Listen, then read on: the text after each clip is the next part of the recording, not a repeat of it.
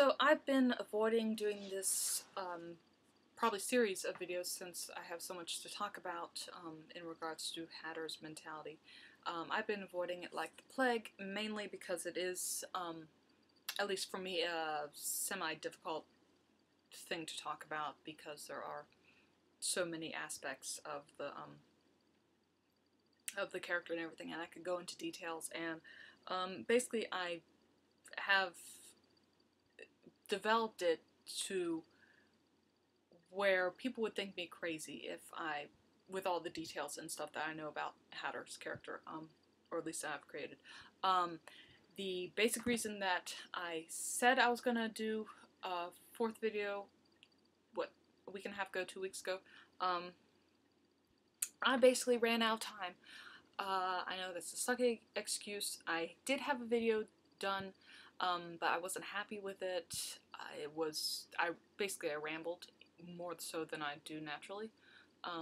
But I was planning on doing another video, but I ran out of time because I had, on that same day, I had a job interview, and then I had to basically dash through security to the airport and everything, which was real fun because I ended up sitting 3.5 hours and then having my plane flight canceled. So no trip to New York City for me. And the reason behind that was because there was severe weather in the New York City area, which apparently people said that they'd never seen lightning or heard thunder like that.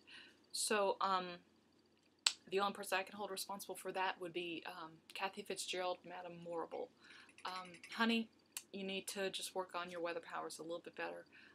Hopefully it will be clear sailing for when I would like to try to go up to the Broadway flea market and everything, because I've never been, and it's been something that I've been wanting to do for a couple of years now, and yeah, hopefully I'll be able to do that, which would be absolutely fun. But okay, yeah, like I said, I've been avoiding this video like the plague. It's not because of the physicality and the mannerisms and everything, it's because of the mental state of Hatter. Because unlike all the other characters that I've done in the past who have established characters, I can basically, just go on the internet, read a few books, I don't have to worry about the creation of the character and what they've been through and everything. So that's very easy for me. I do try to, for established characters, I do try to just do little quirks of things.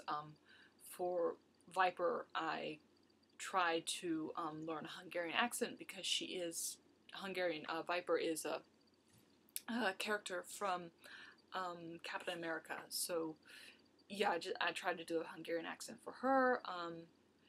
For another character, Lady Blackhawk, she knows how to order beer in 30 languages. I think I maybe got to 10 or so. I try.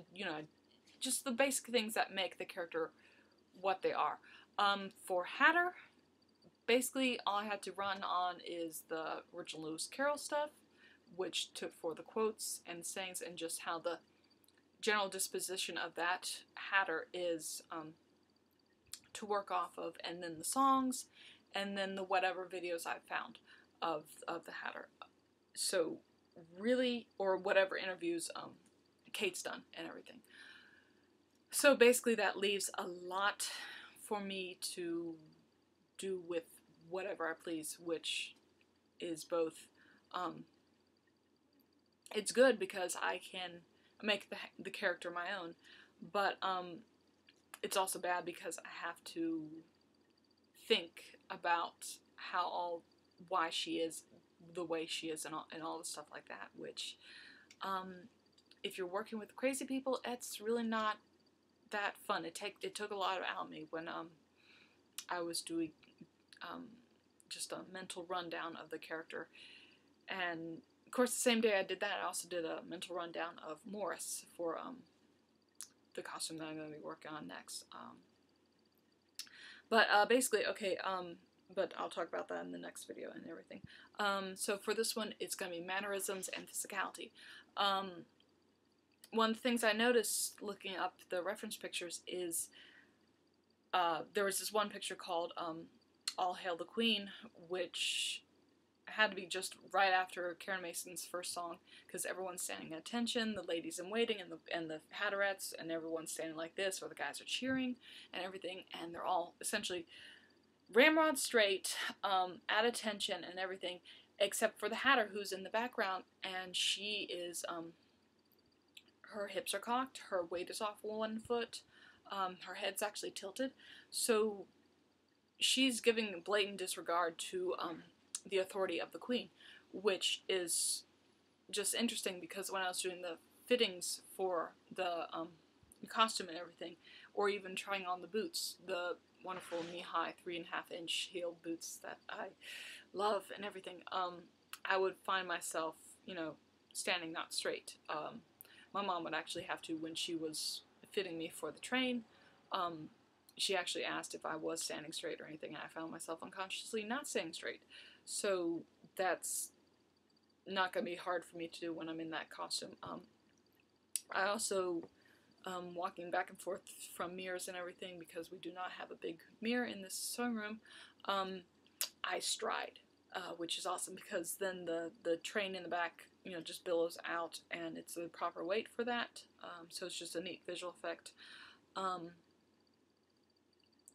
Okay, so for the hands and everything, I'm going to do the dead fingers, the Hatter shakes,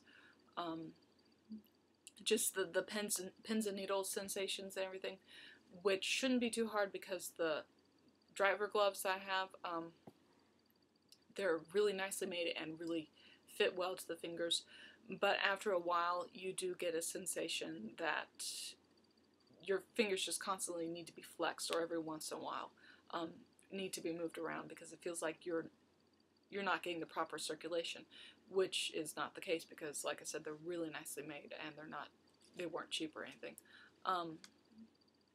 So I am going to be doing that. I'm not sure. I'm going to try to avoid overdoing it and everything, but yeah, that's basically it for the physicality. One thing I've sort of liked, she doesn't really care about personal space. She will get up close to you.